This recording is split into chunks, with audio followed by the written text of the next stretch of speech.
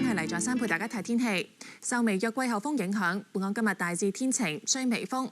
朝早各區最低氣温係介乎13至19度，而下晝各區氣温回升至到23至27度，較尋日高1至2度。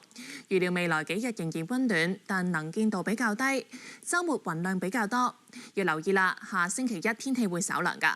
轉睇截至下晝5點，天文台錄得嘅氣温介乎19.1至25.7度。7點鐘氣温係22度，相對濕度75%。咁天氣先生，之後天氣點呢？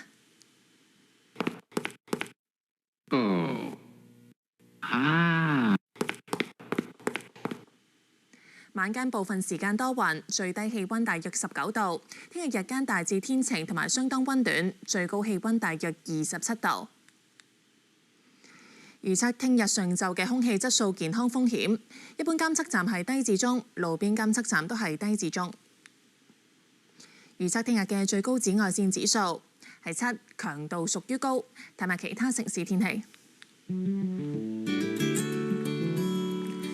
廣州多雲，澳門有霧，深圳天晴，廈門天晴，台北多雲。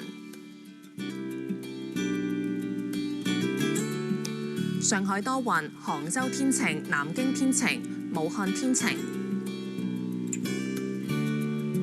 天津天晴，北京天晴。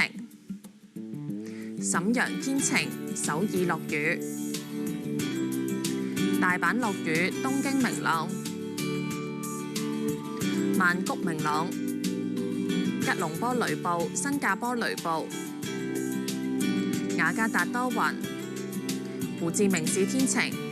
馬尼拉明朗，墨爾本明朗，悉尼天晴，布里斯班驟雨，奧克蘭明朗，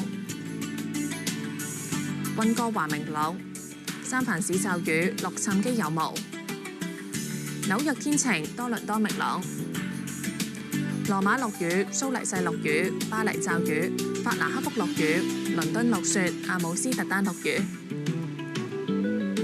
天氣講到呢度，拜拜。